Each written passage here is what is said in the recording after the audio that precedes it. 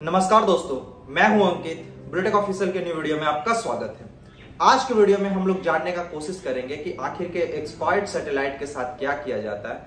आप सभी को पता है आज के टाइम लगभग हर एक देश के पास अपना स्पेस एजेंसी है। जैसे अगर हम लोग बोले अमेरिका में तो आपको नासा देखने को मिलता है, इसके अलावा इंडिया में इसरो, इसके अलावा जापान, चाइना, इटली, रसिया, बहुत ऐसे कंट्री है जहाँ पे आपको एक उनके स्पेस एजेंसी है। और आज के टाइम स्पेस एजेंसी किसी इंडिविजुअल पर्सन के द्वारा भी ओन किया जा रहा है। अगर मैं आपको बोलूं स्पेसएक्स तो वो एलन मस्क के द्वारा, या ब्लू ओरिजिन तो वो जेफ बेजोस के द्वारा।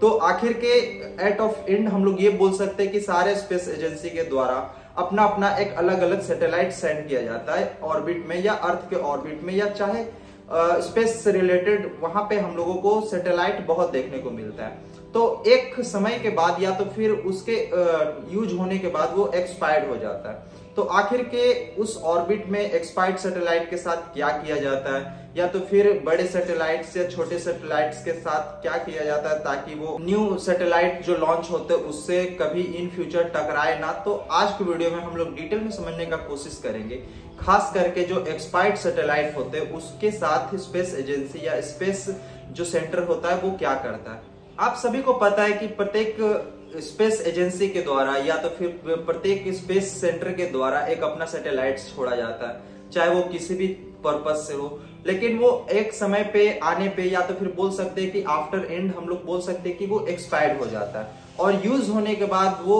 स्पेस को या उस सैटेलाइट को डिपेंड किया जाता है कि वो स्पेस किस टाइप का है। मान लीजिए वो अर्थ के ऑर्बिट में है और वो स्पेस या तो फिर वो सैटेलाइट बहुत छोटा है, तो उस सैटेलाइट का स्पीड को बहुत कम कर दिया जाता है। और कम करने के बाद उसे स्पेस के ऑर्बिट में या तो फिर हम लोग बोल सकते हैं कि अर्थ के ऑर्बिट में ही घूमने दिया जाता है, ताकि वो एटमॉस्फेरिक फ्रिक्शन के कारण वो फ्रिक्शन से जल करके या तो फिर धीरे धीरे वो खुद खत्म हो जाता है। और मान लीजिए अगर कोई बड़ा सैटेलाइट है जो अर्थ के ऑर्बिट में है, तो उसे क्या किया जाता है कि जो प्रशांत महासागर हम लोग बोल सकते हैं, प्रशांत ओशियन के साइड लेके जाया जाता है। फिर वहां पे उसका हम लोग बोल सकते हैं कि स्पीड कम कर दिया जाता है। और स्पीड कम करने से अर्थ का एटमॉस्फेरिक फ्रिक्शन के कारण वो बहुत ही खत्म होने के कगार पे आ जाता है। और मान लीजिए खत्म ना हो पाता है तो वो कुछ उसके शेष या अवशेष जो बचते हैं उसे प्रशांत महासागर के किसी ओशियन या किसी पार्ट में गिरा दिया जाता है, जहां से ना कोई अर्थ को प्रॉब्लम होता है, ना ही कोई अर्थ पे रहने वाले जीव जंतु को प्रॉब्लम होता है। और मान लीजिए कोई बड़ा सैटेलाइट जो अर्थ के ऑर्बिट के बाहर है, तो उसे क्या किया जाता है। तो मान लीजिए कोई बड़ा सैटेलाइट जो एक्सपायर्ड हो चुका है और वो अर्थ के ऑर्बिट में नहीं है, तो और अर्थ के ऑर्बिट में नहीं लाया जाता है, उसे ग्रेव यार्ड से बहुत बाहर ढकेल दिया जाता है, ताकि वो वहां पे आराम से अपने आप को एक हम लोग बोल सकते हैं निरंतर अपना राउंड अप करते रहे। और ग्रेव यार्ड के बाहर आपको बहुत ऐसे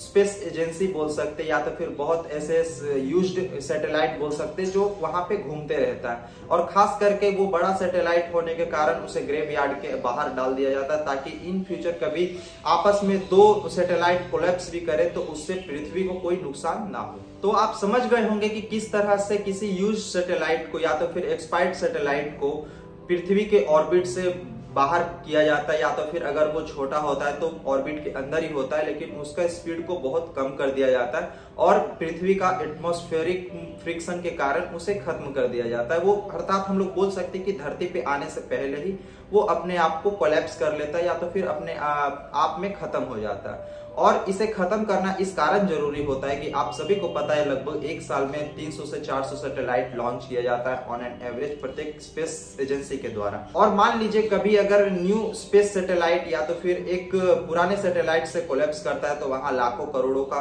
नुकसान के साथ साथ अगर वो पृथ्वी पे गिरता है तो वहां पे भी हम लोगों को पृथ्वी पे रहने वाले जीव जंतु से लेकर के हमारे जैसे पर्सन को भी बहुत प्रॉब्लम हो सकता है। इस कारण एक समय के अनुसार या तो फिर एक समय के बाद उस यूज सैटेलाइट को उसके स्पीड को कम कर दिया जाता है अगर वो पृथ्वी के ऑर्बिट में हो। अगर पृथ्वी के ऑर्बिट के बाहर होता है तो वहां पे ग्रेव यार्ड के बाहर उसको ढकेल दिया जाता है, जहां पे वो अपने आप में अलग से राउंड अप करता रहे। और इन फ्यूचर अगर कोई सैटेलाइट से या तो फिर कोई यूज सैटेलाइट से टकरा भी जाए तो वहां पे पृथ्वी पे या तो फिर पृथ्वी के किसी जीव जंतु को प्रॉब्लम ना हो।